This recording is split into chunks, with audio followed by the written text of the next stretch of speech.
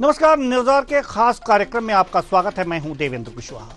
इंदौर के महू में कांग्रेस की बड़ी रैली हुई, जिसमें कांग्रेस के राष्ट्रीय अध्यक्ष मल्लिकार्जुन खड़गे और लोकसभा में नेता प्रतिपक्ष राहुल गांधी शामिल हुए। राहुल गांधी ने सभा को संबोधित करते हुए बीजेपी पर निशाना साधा, तो वहीं बीजेपी ने इस मामले पर कांग्रेस पर पलटवार किया। आज इसी मुद्दे पर करेंगे चर्चा, तो आइए शुरू करते हैं।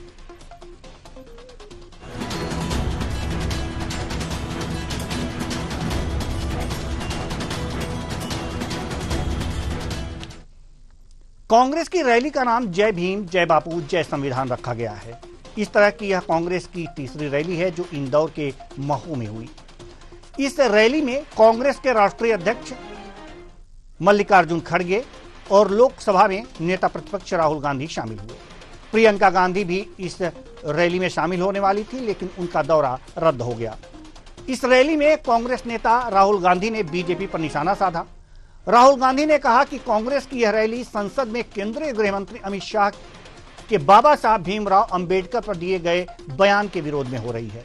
बीजेपी जातीय जनगणना नहीं कराना चाहती। सुनिए राहुल गांधी ने क्या कुछ कहा। हिंदुस्तान में विचारधारा की लड़ाई चल रही है। एक तरफ कांग्रेस पार्टी जो संविधान को मानती है और इसके लिए लड़ रही है, और दूसरी तरफ आरएसएस, बीजेपी जो इस संविधान के खिलाफ हैं, अंबेडकर जी, गांधी जी के संविधान के खिलाफ हैं, इसको कमजोर करते हैं और इसको खत्म करना चाहते हैं। ये लड़ाई चल रही है। ये जो संविधान है, ये सिर्फ एक किताब नहीं है। इसमें हिंदुस्तान की हजारों साल पुरानी सोच है। कुछ दिन पहले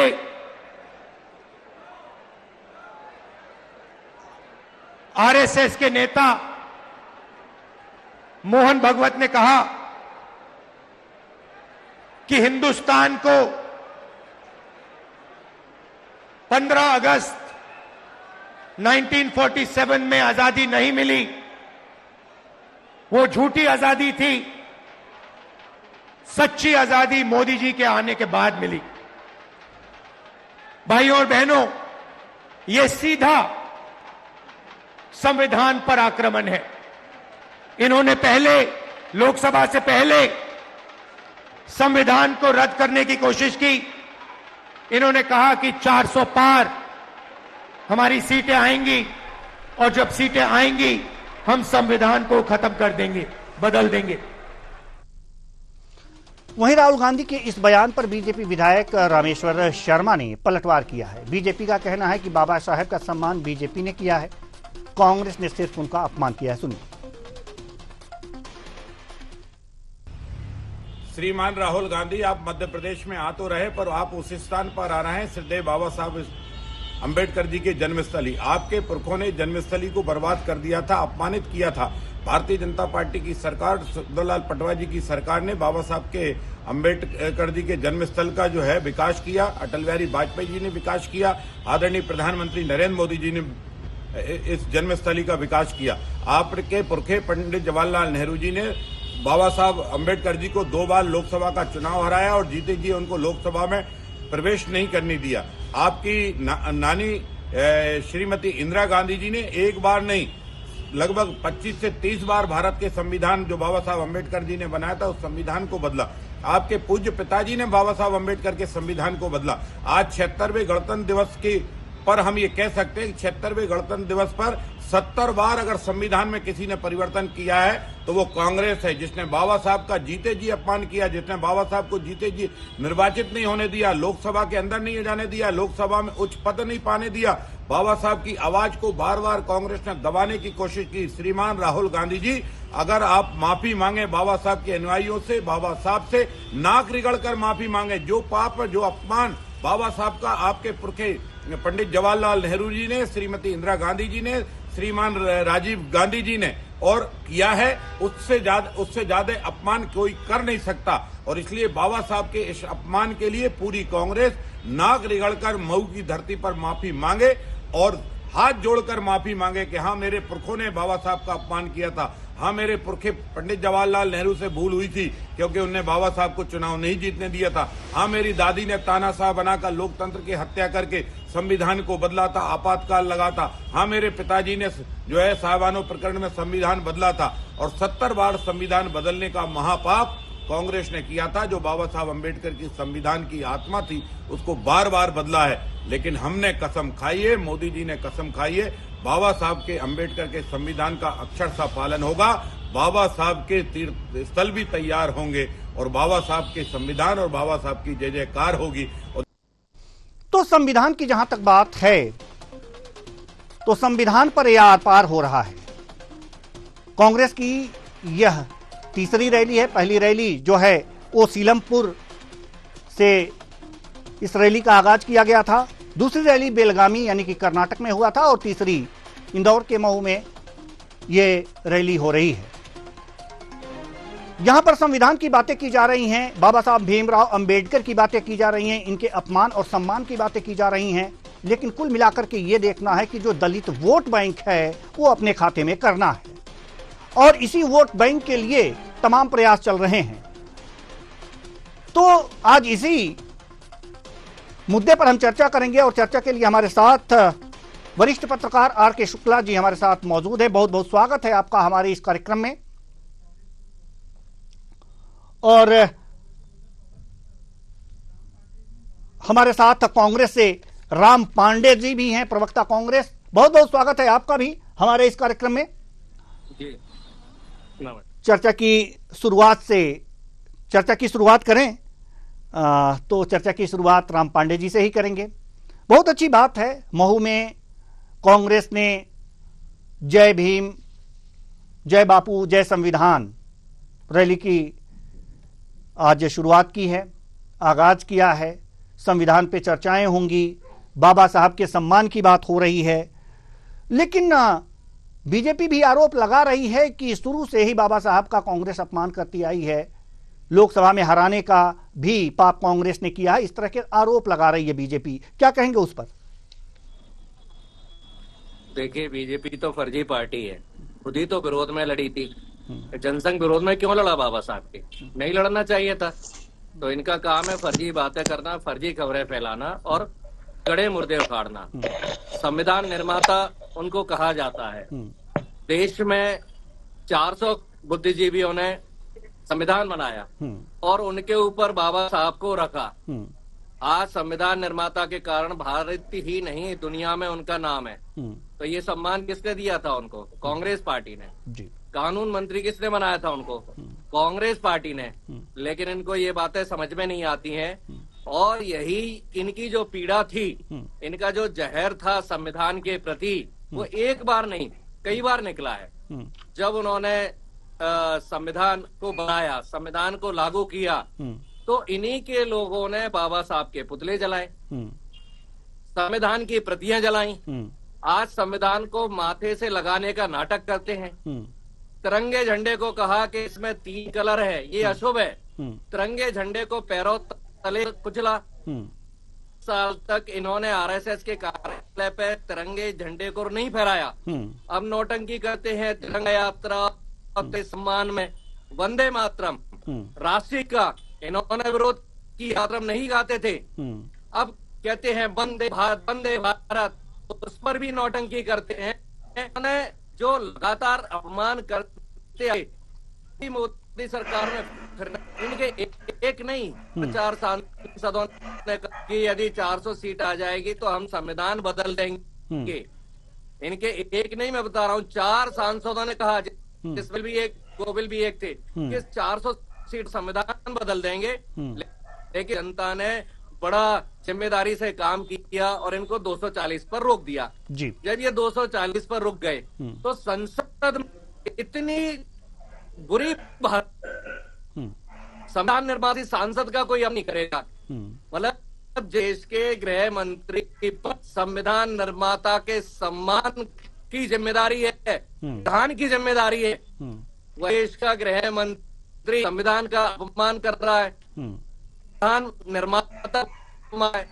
एक बार नहीं, सुप्रीम कोर्ट बार बोल चुका है कि आप संविधान का कर रहे हो, चाहे वो महाराष्ट्र की सरकार गिराई हो, बॉन्ड हो या चंडीगढ़ मेयर का चुनाव हो।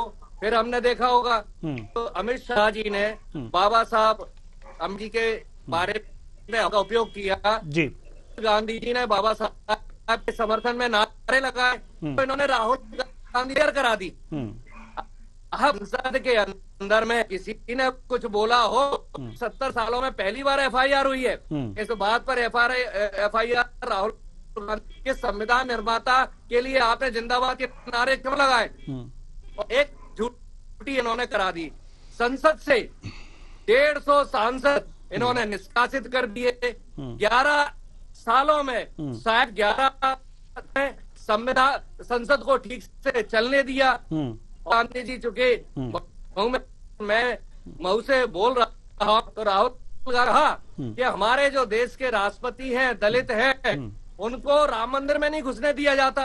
और हम सबने आपने देखा होगा जिस दिन राम मंदिर का उद्घाटन था उस दिन राष्ट्रपति मंदिर में जाने की परमिशन नहीं थी जी। राम मंदिर का शिलान्यास था तो राष्ट्रपति को न्यास में जाने नहीं थी। जिस दिन संसद का शिलान्यास हुआ राष्ट्रपति को परमिशन नहीं थी, और जिस दिन संसद का उद्घाटन हुआ भी राष्ट्रपति को परमिशन नहीं थी, क्योंकि राष्ट्रपति ये दलितों के नाम पर नौटंकी करेंगे और फिर पीछे छोड़ जाएंगे। जिस तरह से तिरंगे का अपमान किया, फिर तिरंगे के पीछे छुप गए, बाबा साहब के पुतले जलाए, बाबा साहब के पीछे छुप गए। अब यही नौटंकी आजकल ये कर रहे हैं। आज कितने बात है आपके सम्मान में कार्यक्रम की, और आज ही इन्होंने ये कभी नहीं करते। इन्होंने कार्यक्रम गांव में इन्होंने कहा दी कि कांग्रेस पार्टी की कार्यक्रम है, कांग्रेस कार्यक्रम में कोई ना जाए, लेकिन सम्माता के सम्मान लाभ हो चुके। आज भी इन्होंने घटिया राजनीति की है। संविधान निर्माता अपमान किया है तो संविधान निर्माता का अपमान, देश की जनता। राहुल का रोजगार पर भी कहा कि हमारे लोगों को रोजगार न रहा है, एक आदमी अमीर होता जा रहा है, एक गरीब आ रहा है। संविधान में समानता की आर्थिक समानता होनी चाहिए, लेकिन राहुल गांधी जी ने कि एक आदमी जो इनको फंडिंग वो केवल आगे, बाकी आप लोग गरीब होते जा रहे हैं, आप पर टैक्स लगाया जा रहा है, आपके उसके कारण महंगाई बढ़ रही है और आम आदमी ठीक है ठीक है सर, ठीक है, आएंगे हम आपके पास। ठीक है सर, ठीक है, आएंगे आपके पास राम पांडे जी आएंगे। हमारे साथ वरिष्ठ पत्रकार RK शुक्ला जी हमारे साथ जुड़े हुए हैं। RK शुक्ला जी, जैसा कि अभी मऊ में राहुल गांधी जी ने कहा है कि आरोप तो लगाए हैं, लेकिन उन्होंने एक बात कही है कि जातीय जनगणना हम कराएंगे और जातीय जनगणना जो है हम करा करके जितनी जिनकी संख्या है उसके अनुसार भागीदारी दी जाएगी। तो वास्तव में आरक्षण भी एक तरह से कहा जा सकता है कि जाति के आधार पर होती है, तो एक अनुमान लगाया जाता है कि इतनी जातियों की संख्या है, इस जात की संख्या इतनी है। तो अगर जो जातीय जनगणना हो जाएगी तो इसमें कुछ बुराई तो हमें नहीं लग रहा है, लेकिन यह सिर्फ एक वर्ग को, विशेष विभिन्न वर्गों को उसके न्याय दिलाने के लिए बात हो रही है, यह तो समझ में आता है। लेकिन बाबा साहेब भीमराव अंबेडकर जैसे महापुरुष को हमें तो नहीं लगता कि कोई भी राजनीतिक पार्टी अपमान करेगी। क्या लगता है आपको? देखिए, अभी जो संविधान को लेके बहस चल रही है, दोनों ही पार्टियों के अपने अपने दावे हैं। कांग्रेस जो भारतीय जनता आरोप लगा रही है पूरी तरह नहीं है, वहीं जो भारतीय जनता पार्टी कांग्रेस पे बाबा साहब को लेके आरोप लगाती आ रही है, वो भी निराधार नहीं है। मुझे लगता है कि संविधान की लड़ाई नहीं है, क्योंकि संविधान बदलना इतना आसान भी नहीं है, उसकी एक वैधानिक प्रक्रिया है। और ऐसा भी नहीं है कि संविधान में कभी संशोधन नहीं हुए हैं। पूर्वी की सरकारों ने भी संशोधन किए हैं, कांग्रेस ने भी संशोधन किए हैं, भारतीय जनता पार्टी ने भी संशोधन किए हैं। आने वाली सरकारें जब जब आवश्यकता पड़ेगी समय संशोधन किए जाते रहेंगे। तो मुझे नहीं लगता कि संविधान में संशोधन करने से संविधान पर खतरा उत्पन्न होता है, खड़ा होता है। अगर ऐसा होता तो पिछले 75 साल में अभी तक वो खतरा नजर आ गया होता। लेकिन मुझे लगता है कि ये संविधान को लेके कोई बहस नहीं है, असली लड़ाई है परसेप्शन की, विचारधारा की, या यूं कहें कि वोट की। क्योंकि जब संविधान का निर्माण हो रहा था उसमें शायद 400 के आसपास मेंबर थे। उसमें एक प्रखर समिति थी, उस प्रखर समिति के अध्यक्ष बाबा साहब थे। बाबा साहब के मार्गदर्शन में संविधान का निर्माण किया गया। संविधान अभी तक 75 ईयर से देश बहुत अच्छे से चल रहा है, सरकारें किसी भी पार्टी की रही हों। मेरा ये मानना है कि संविधान को लेके कुछ नहीं है, सिर्फ वोट की लड़ाई है। अब वोट किस तरफ जाए, क्योंकि एक संविधान बनाने वाला एक आदमी तो नहीं था, 400 मेंबर थे। अगर संविधान पर खतरा था तो 400 की चर्चा होना चाहिए। कोई पार्टी 400 मेंबर की चर्चा नहीं करती, एक मेंबर की चर्चा करती है। उसका कारण क्या है? वोट की राजनीति। उस वर्ग से जुड़ा हुआ जो वोटर है वो सभी को प्यारा है। संविधान में बदलाव, संविधान में खतरा, संविधान समाप्त कर देना, ऐसा कुछ नहीं है। सिर्फ और सिर्फ वोट का परसेप्शन है। उस परसेप्शन को अधिक से अधिक मात्रा में, अधिक से अधिक संख्या में बनाने के लिए दोनों ही पार्टियां, या यूं कहें कि हमारे देश की राजनीतिक पार्टियां उसके पीछे लगी हुई हैं कि वो वोट हमारे साथ बना रहे, या जो चला गया है वो वापस आ जाए। जी, संक्षिप्त में संविधान पे कोई खतरा नहीं है। संविधान जो निर्माण किया गया था सही है। आवश्यकता पड़ने पर होते रहे हैं, होते रहेंगे, होना भी चाहिए। राम पांडे जी, आप एक विद्वान प्रवक्ता हैं और कांग्रेस पार्टी का बहुत अच्छे से पक्ष रखते हैं। बहुत अच्छा लगता है आप जब हमसे जुड़ते हैं। राम पांडे जी, सवाल यहाँ पर यह है कि अगर जो बीएसपी कहा जाए तो इस समय उसकी स्थिति सही नहीं है। दलित वोट बैंक जो है, जो आपका था, पहले बीएसपी में खिसक कर गया हुआ था, लेकिन अब उसकी स्थिति सही नहीं है। तो क्या ये जो प्रयास हो रहा है संविधान बचाने का, जय बापू, जय भीम और बाबा साहब की जो जहां तक बात हो रही है, क्या ये उस वोट वर्ग को अपनी तरफ पूरा आकर्षित करने का एक प्रयास के रूप में हम देख सकते हैं इसे? देखिए, तो आप मुझे बताइए, क्या हमने अमित शाह जी से कहा था कि संसद में आप डॉक्टर बाबा साहब अम्बेडकर का अपमान कीजिए, उनके बारे में अपशब्द बोलिए? क्या हमने मोहन भागवत जी से कहा था कि आप कहिए कि 2024 में आजादी मिली है? क्या हमने इनके 4 सांसदों से कहा कि आपकी 400 सीटें आ जाएंगी तो संविधान बदल देंगे? क्या हमने कंगना रनौत जी से कहा था क्या कि 2014 में आजादी मिली थी, आप ऐसा कहिए? तो भारतीय जनता पार्टी वोट की राजनीति स्वयं करती है, इसलिए वो वोट की भाषा बोल रही है।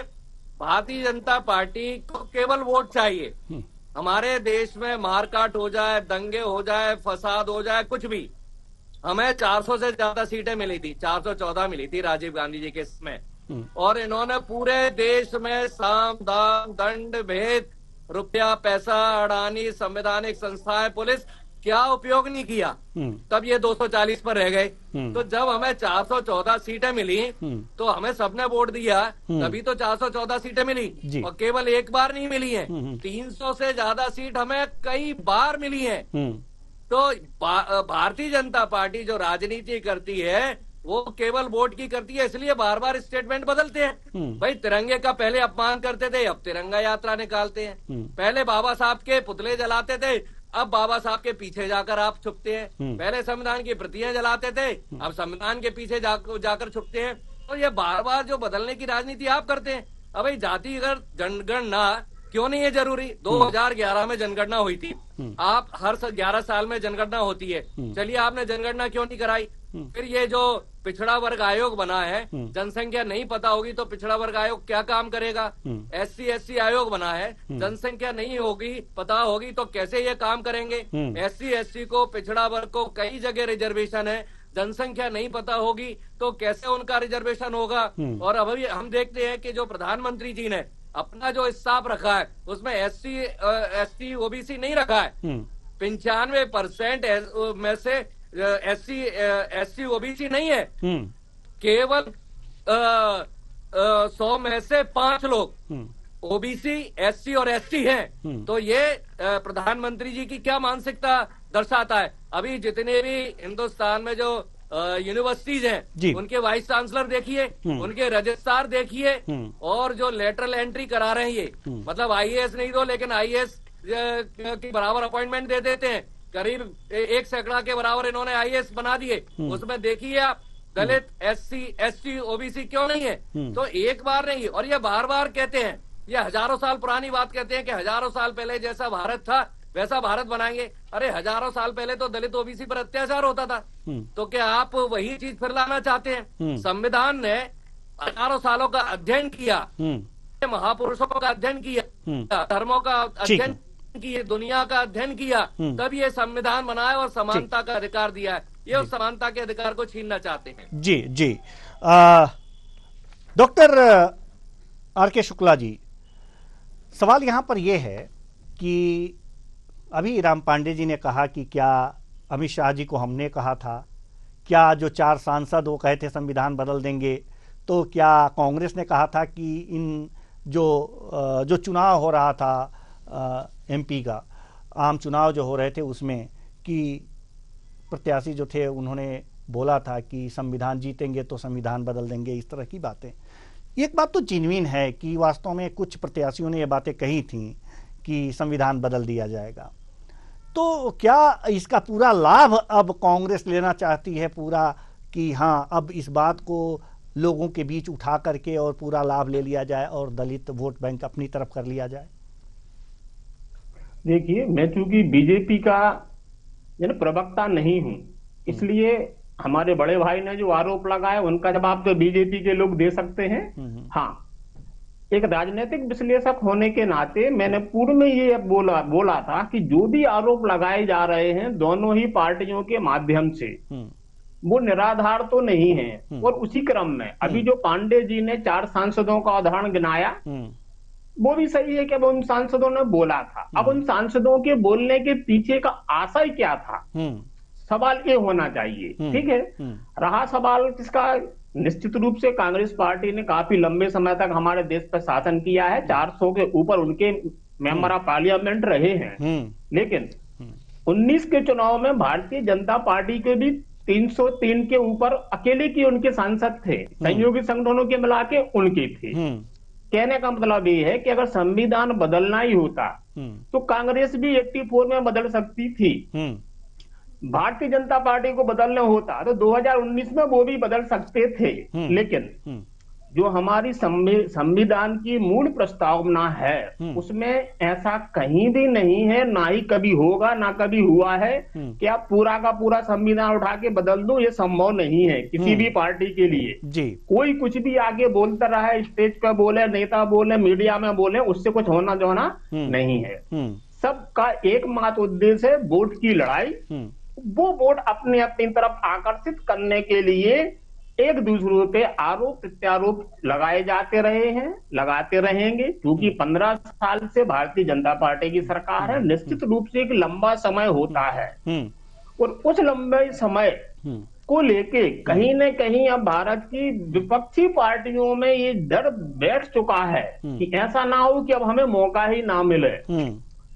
और उस डर को तोड़ने के लिए ये क्या है, रास्ता बनाया, रोड मैप पहलाता है कि जो जनता के बीच में आते हैं। उसी क्रम में आज महू में कांग्रेस की सभा है, वो अपनी बात जनता के सामने रखेंगे।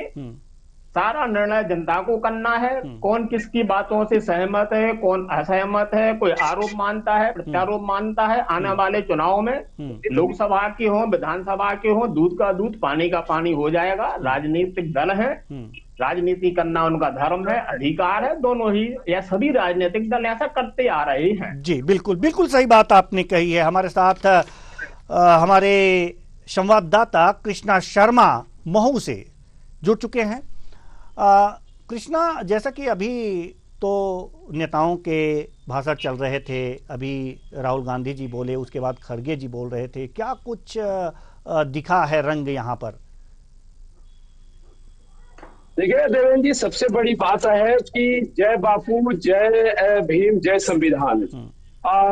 संविधान बचाने को लेकर तो है, लेकिन कहीं ना कहीं मध्य प्रदेश सहित पूरे देश में कांग्रेस की जड़ें मजबूत करने को लेकर भी है। क्योंकि कहीं ना कहीं जो जनाधार किसका है कांग्रेस का, उसे एकत्रित करना है। चाहे एसटी एससी की बात कर ले या अन्य जातियों की बात कर ले, वो कहीं ना कहीं कांग्रेस से छिटके हुए हैं। तो उन्हें एकत्रित करना सबसे बड़ा चैलेंज इस समय कांग्रेस को है। और दूसरी सबसे बड़ी बात, जो युवाओं पर फोकस है राहुल गांधी का। राहुल गांधी ने एक बात का जिक्र किया कि चाहे मध्य प्रदेश में हो, चाहे पूरे देश में हो, सिर्फ अडानी और अंबानी का कर्जा माफ होता है और उनके जो इंडस्ट्री है, कॉर्पोरेट कल्चर है, वो आगे बढ़ रहा है। तो कहीं ना कहीं देखिए, युवाओं को रोजगार नहीं मिल रहा, क्योंकि जो शासकीय संस्थाएं वो बंद हो रही हैं। निजीकरण को बढ़ावा दिया जा रहा है। मात्र निजीकरण को इसलिए बढ़ावा दिया जा रहा है ताकि जो कॉर्पोरेट कल्चर है, कॉर्पोरेट जगत है, वो आगे बढ़ सके। जब शासकीय नौकरियां नहीं होगी तो युवाओं को रोजगार कैसे मिलेगा? इस बात का जिक्र किया कि भारत में यदि कांग्रेस सरकार आती है तो एक बार से फिर से वही व्यवस्था लागू होगी और जो निजीकरण, कॉर्पोरेट कल्चर है, वो कहीं ना कहीं बंद होगा। तो सबसे बड़ी बात, मल्लिकार्जुन खड़गे ने भी इस बात का जिक्र किया। जाति जनगणना की जहां तक बात है, हर सभा में ये राहुल गांधी बात करते हैं कि पूरे देश में चाहे एसटी की बात हो, चाहे एससी की बात हो, चाहे ओबीसी की बात हो, यदि उनकी संख्या ज्यादा है तो उनको उनका अधिकार मिलना चाहिए। बीजेपी पिछले 15 सालों से देश में है, क्यों अभी तक ये जो तीसरी सरकार बनी है मोदी की, क्यों अभी तक जातिगत जनगणना नहीं करवा पा रही है? क्योंकि कहीं ना कहीं डर है, यदि गरीबों को उनका अधिकार मिल गया, गरीब पढ़ लिया और अपना अधिकार मांग बैठा, तो ये जो धर्म की राजनीति है, धर्म की जो दुकान है, वो बंद हो जाएगी। तो कहीं ना कहीं देखिए, धर्म को लेकर भी राहुल गांधी हो, मल्लिकार्जुन खड़गे ने कहा है। और एक बात और कहा है कि लगातार ये पूरे देश में जय बापू, जय भीम, जय संविधान चलता रहेगा अभियान। और जीतू पटवारी ने एक जिक्र किया कि अब 1 साल तक लगातार राहुल गांधी को संबोधित कर कांग्रेस के कार्यकर्ता हर घर में जाएंगे और जाति जनगणना के लिए कोशिश करेंगे और 1 साल में जाति जनगणना को यहाँ कंप्लीट करवाएंगे और इसकी भरसक प्रयास करेंगे और सड़क पर उतरेंगे। तो निश्चित रूप से कांग्रेस का जो थीम है वो जाति जनगणना हो या संविधान को बचाने का हो, लगातार चल रहा है और ये लगातार चलता रहेगा। देवेंद्र जी बिल्कुल, जैसा कि अभी आप सबने ये सुना है कि किस तरह से यहाँ पर जातीय जनगणना को लेकर के सभी नेताओं ने, चाहे राहुल गांधी जी हों या खड़गे जी हों या जीतू पटवारी जी हों, इन लोगों ने ये बातें कही हैं।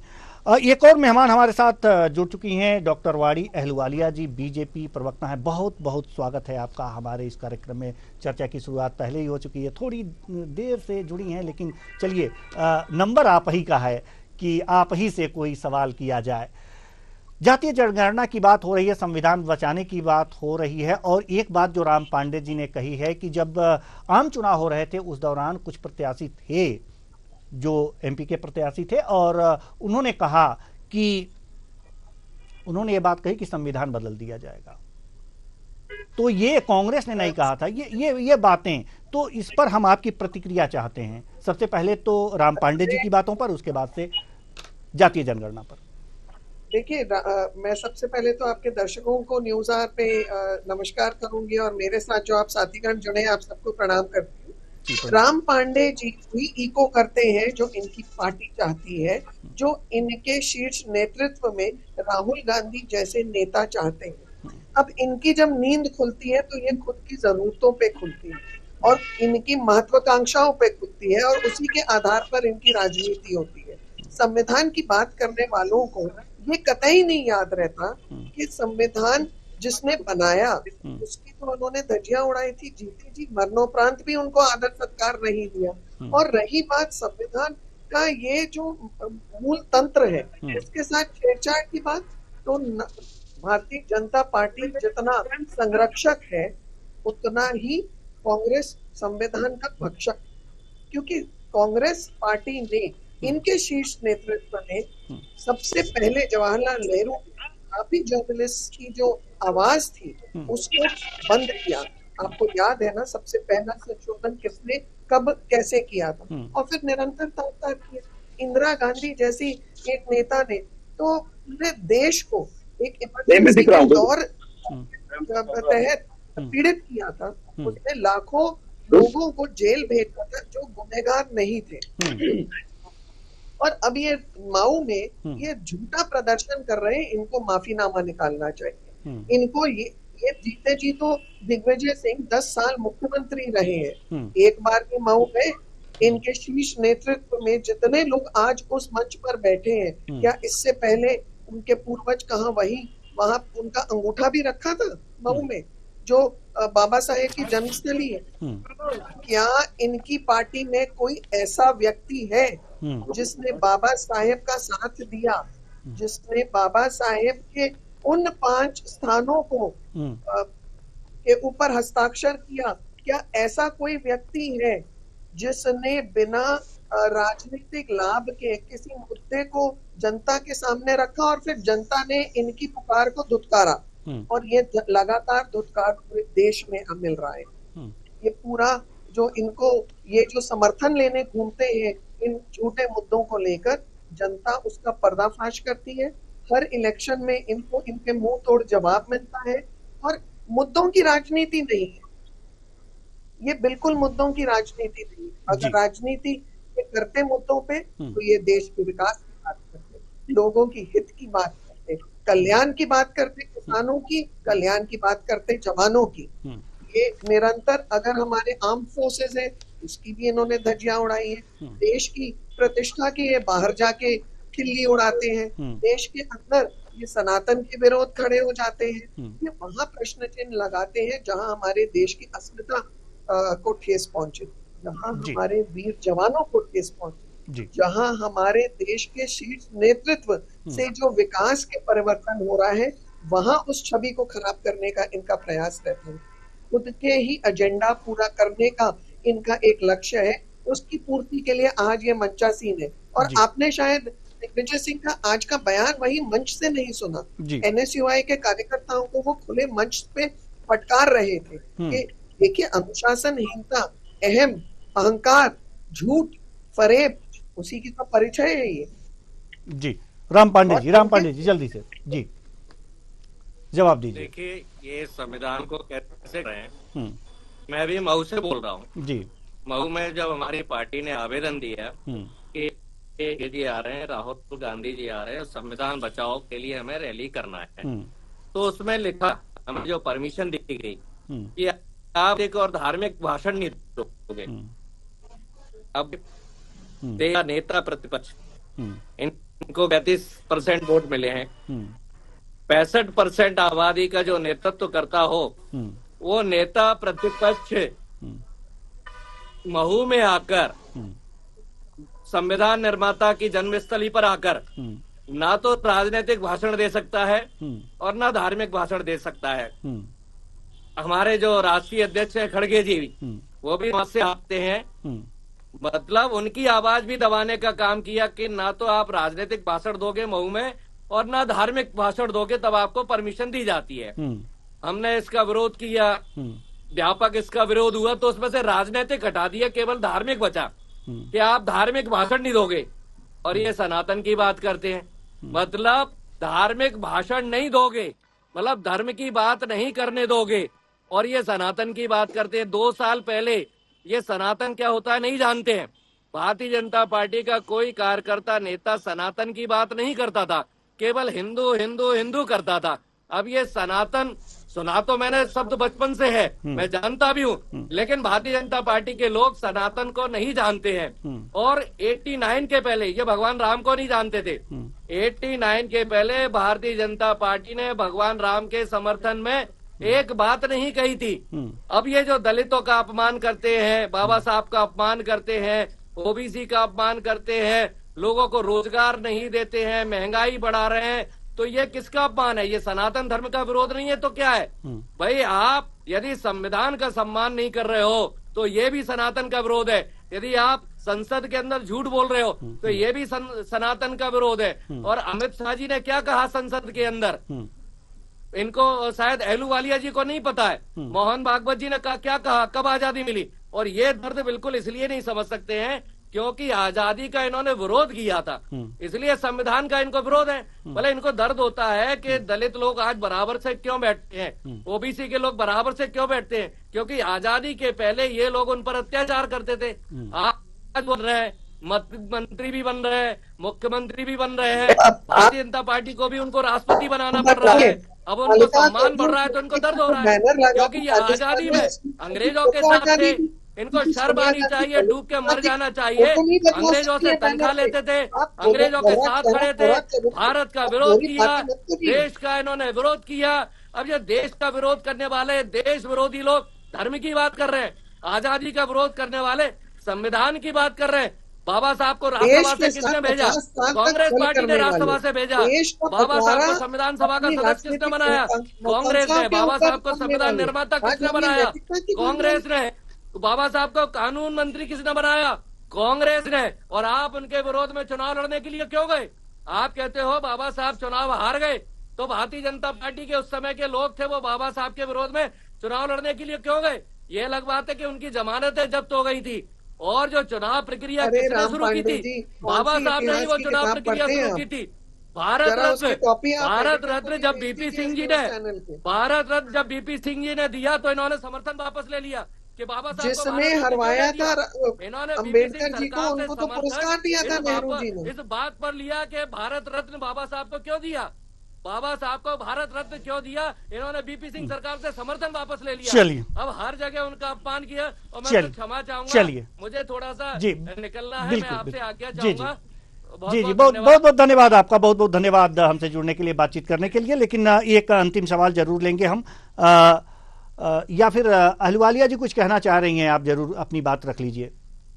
रही हूँ कि ये जिस किताब से इतिहास पढ़ रहे हैं शायद उसका वर्णन ये आपको भी बता दें, क्योंकि इस इतिहास में ये बहुत महत्वपूर्ण जानकारी अंकित है कि बाबा साहेब का जीते जी जितना अनादर कांग्रेस ने किया उतना मरणोपरांत भी किया। ये तो भारतीय जनता पार्टी की सरकार है, नरेंद्र मोदी के नेतृत्व की सरकार है, जिसने 5 उनका स्थान चयनित किया है, वो सम्मान दिया है, और उनकी जितनी आलोचना, जितनी निंदा, जितना उनको नीचे गिराया कांग्रेस ने उनके जीते, चाहे वो सदन में था, चाहे चुनाव में था, चाहे उनकी कार्य में था, उससे बड़ा अपमान कांग्रेस को कभी नहीं किया होगा। और ये तो अभी इनकी जो न्याय यात्राएं निकलती हैं और ये फलानी ढिमकानी यात्रा, इनको चाहिए कि ये माफी यात्रा निकाले। इन्होंने जितना अपमान वीर लोगों का किया है, जितना स्वतंत्रता संग्राम में जुड़े हुए हमारे इतिहास में जितने लोग हैं उनका किया है, जितने ऐसे बड़े लोगों का किया है जैसे बाबा साहेब हो, राजेंद्र जी हो, उनके लिए इन्हें क्षमा यात्रा निकालनी चाहिए। और ये पूरी जिंदगी भी क्षमा मांगते रहेंगे तो भी पूरा उतना इनका हिसाब नहीं दे पाएंगे। चलिए ठीक है, हम आएंगे वरिष्ठ पत्रकार आर.के. शुक्ला जी आपके पास। आर.के. शुक्ला जी, जैसा कि जातीय जनगणना, ये तो अपमान और सम्मान की बात होती रहेगी, लेकिन जहां तक जातीय जनगणना की बात है, क्या मैं जानना चाहता हूं कि क्या राज्य सरकारें भी इसे करा सकती हैं? अगर करा सकती हैं तो जहां जहां कांग्रेस की सरकारें हैं वहां जनगणना क्यों नहीं होती? देखिए, आपने जो मुझसे प्रश्न किया है जातिगत जनगणना, है ना, मेरा इस पर ये ऐसा मानना है कि जो भी पार्टियां जातिगत जनगणना की मांग कर रही हैं, ठीक है, उनकी मांग उचित हो सकती है। जनगणना हमारे देश में हर 10 साल में होती है। इसमें कोरोना के कारण नहीं हो पाई, शायद वो हो जाएगी। लेकिन उनको पहले ये बताना चाहिए कि जब जातिगत जनगणना के बाद आपका एजेंडा क्या होगा, क्योंकि सिर्फ जनगणना से तो किसी भी वर्ग का भला होना नहीं है जी। वैसे भी अनापक्षरी जनगणना है कि हमारी आबादी 1 अरब 50 करोड़ के आसपास पहुंच रही है।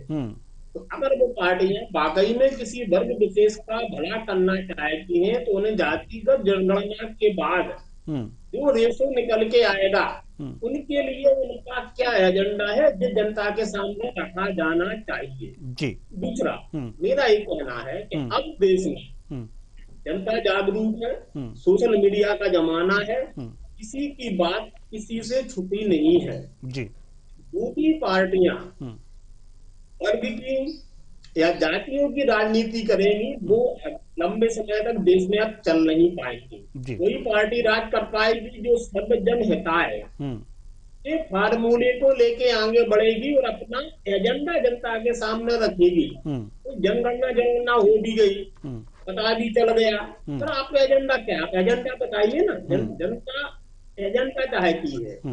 सिर्फ एक वोट पीटने से मुझे नहीं लगता कि किसी पार्टी का भला होने वाला है। जो हमारे देश में जो भी राजनीतिक पार्टियां जाति या समुदाय के हिसाब से राजनीति करने आएंगी, वो धीरे धीरे धीरे धीरे लास्ट की ओर है।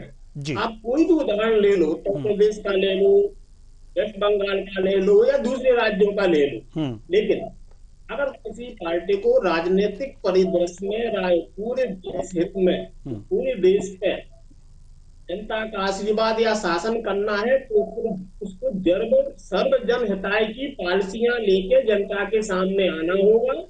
अन्यथा बढ़ती जो जाति की राजनीति का जमाना गुजर चुका है जी। जमाना गुजर चुका है। बहुत बहुत धन्यवाद सभी मेहमानों का, आप आए और अपने अपने विचार साझा किए।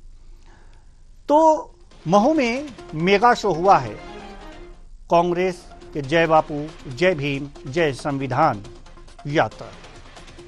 इसमें बीजेपी पर कटाक्ष भी किया गया है, साथ ही साथ जातीय जनगणना की बात भी की गई। ये भी कहा गया है राहुल गांधी जी के द्वारा कि जहां उनकी सरकार है वहां से जातीय जनगणना की शुरुआत हम करेंगे और जिनको जितनी संख्या है जिसकी उतनी भागीदारी दी जाएगी, लेकिन इसकी शुरुआत करें। ठीक है, मान सम्मान की जहां तक बात है तो सभी महापुरुषों का सभी राजनीतिक दल सम्मान करते हैं और करते रहेंगे, क्योंकि वो महापुरुष हैं। अगर जो महापुरुषों का किसी राजनीतिक दल ने भूलवश भी अपमान कर दिया तो वास्तव में जनता माफ नहीं करती। इसलिए मान सम्मान की बात तो अलग है। हमें बचपन से ही शिक्षा दी जाती है कि अपने महापुरुषों के, अपने बड़ों के आदर करना, उन्हें सम्मान करना सिखाया जाता है। वो हमारे खून में है, तो हम इस सम्मान को बनाए रखेंगे। लेकिन सवाल यहाँ पर जातीय जनगणना की है। अब ये देखा जाए कि जातीय जनगणना की जो जहाँ तक बातें हैं वो कितनी आगे तक जाती हैं। फिलहाल इस कार्यक्रम में इतना ही। मुझे दीजिए इजाजत। नमस्कार।